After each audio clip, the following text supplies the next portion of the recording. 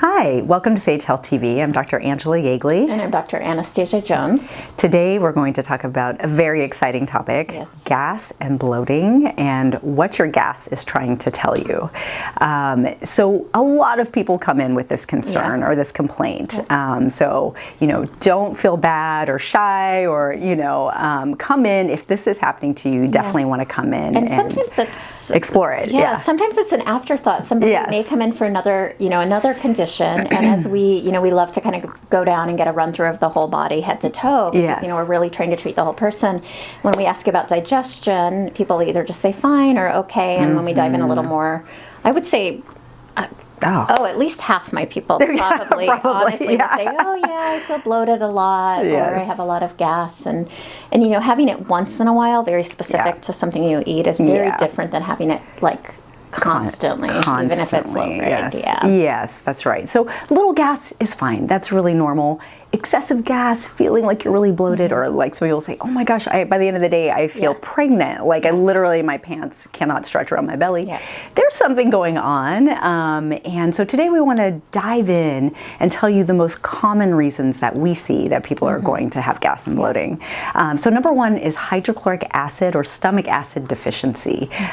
This is actually, again, a lot of these are common, but this is actually quite common. And so our stomach makes acid so we can digest our protein, absorb our B vitamins, our minerals, and then also, very importantly, keep down the amount of bacteria and fungus or fungal elements that keep them from overgrowing, basically. And many people have a deficiency, and that's caused by overuse of your acid blockers, too many antibiotics, because it's damaging the lining of the stomach, food allergies, poor diet, just an inflammatory diet.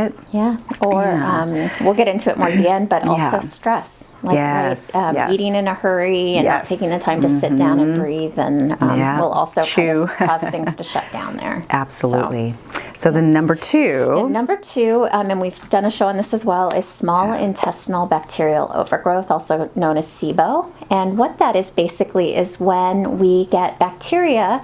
Most of our bacteria should actually be in the large intestine and the colon, and when we get kind of a backflow into the small intestine, where sometimes it's normal bacteria, sometimes it's things that don't belong there in the first place, so it's the wrong thing in the wrong place. A lot of symptoms can occur. Sometimes they're more dramatic, right? When they're often associated also with certain types of constipation or frequent diarrhea, heartburn, reflux, but sometimes it can just be that gas and bloating that's an indicator that we've got that overgrowth of bacteria in the gut that can also be caused by what we mentioned earlier, which is the HCl deficiency, but also several other factors that kind of create that perfect storm for bacteria to overgrowth. And then when we feed that bacteria certain foods, they have a little party and they off-gas, basically. Yes, and we'll get into the type of foods. We'll mention that at the end.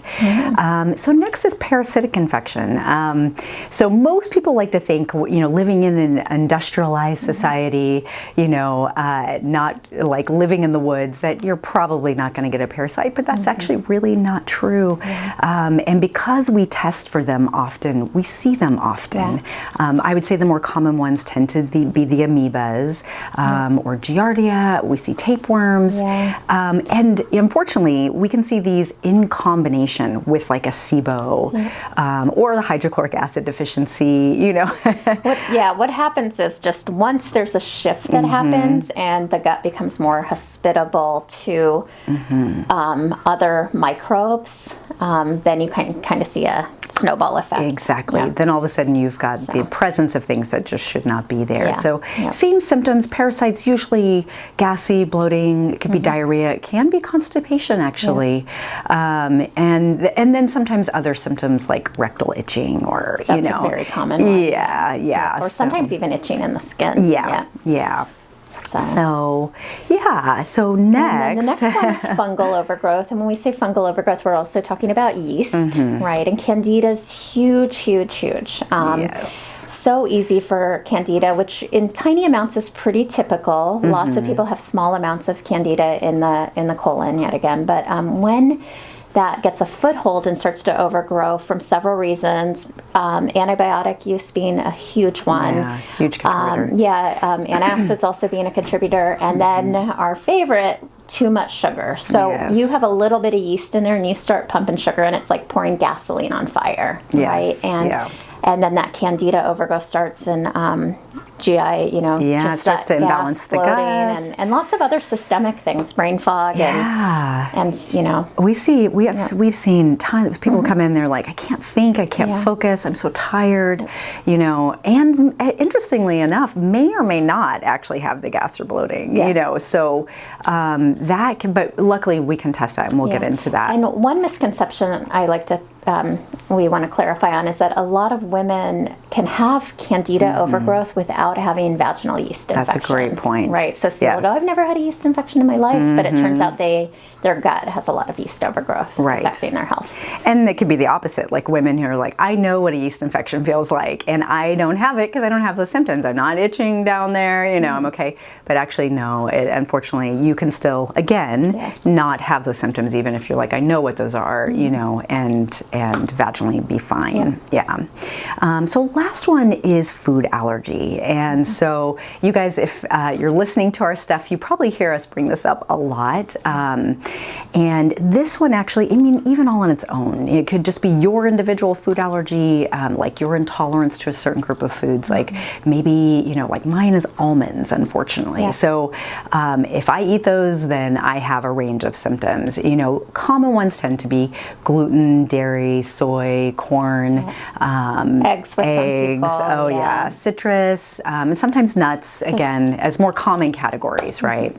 And so, I would say a great way to figure it out usually is timing, but sometimes, people can eat a group of foods and then it doesn't actually show up to 48 to 72 hours later.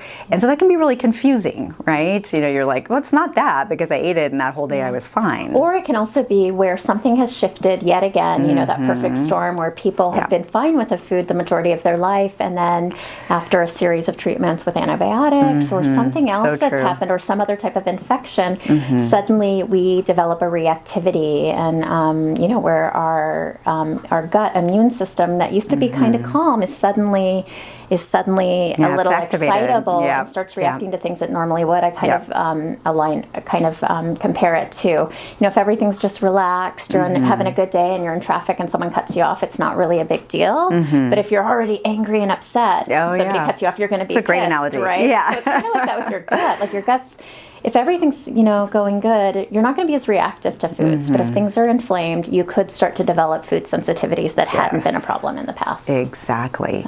So treatment.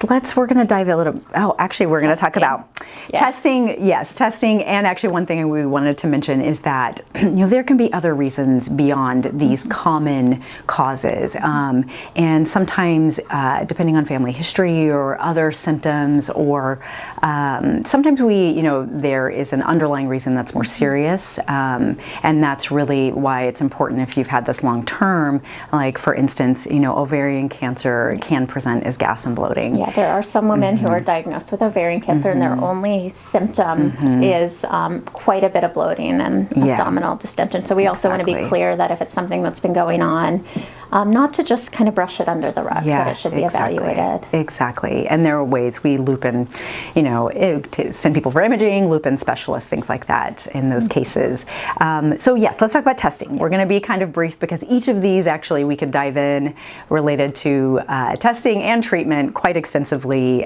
So again, I want to encourage you, if you're experiencing this, definitely reach out to us or your local integrative physician. But so looking at testing, we both really like to look at comprehensive stool testing that measures and looks at parasites and overgrowth of bacteria and fungus, right? Yeah, and the one that we often use, and I love that about this, is it looks at your overall gut microbiome simultaneously, and it uses technology called basically PCR DNA. So in looking for parasites, not only does it look under a microscope, which can easily miss things depending on their life cycle, but it also picks things up on DNA. So if there's just Yes. even that residue that it's been present, the one Yeah. we use can find that. Yes. And also look at your gut microbiome. What is the diversity happening there? And if you're Yes. way overgrown with something and undergrown with something else, even if it's typical bacteria, it can shift things. So great tests. No, Great tests, absolutely. yeah. So good.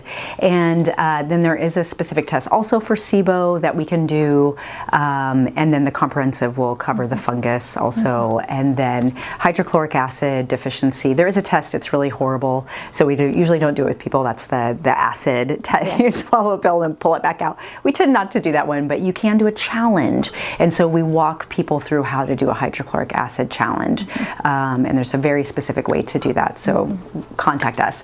And then looking at healing. So with all of these, we incorporate a healing regimen for the gut. Yeah. I mean, you just have to. And so we usually bring in herbs that are called demulcents. And those are like slippery elm, marshmallow, DGL, aloe vera.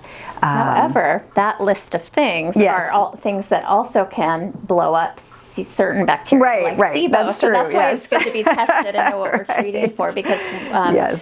what can be, a salve or a healing Yes. modality for one Yeah. diagnosis can Yes. also be problematic, and that's why it's good to work with a professional to really know what Absolutely. path to go down. And that way Yeah. I would say the same with probiotics. People are Yeah. always like, I need to heal my gut. I need to grab some probiotics. And then you just explode. No, that's not a healing crisis generally. It is, likely you have overgrowth. And so we need to figure it out. So, in treatment, helping people find the appropriate diet for their condition, Yes, to helping them yes. figure out how to test it if that's an elimination diet, and how to Yeah. reintroduce once things have healed up, and, how to kind of, treat from beginning to end so people really get long-term resolution. Exactly. That's it. Again, coming back to find the cause. So thank you so much for joining us. Please like, follow, and subscribe. And we always love hearing from you. And thank you. We'll see you soon. Have a great day.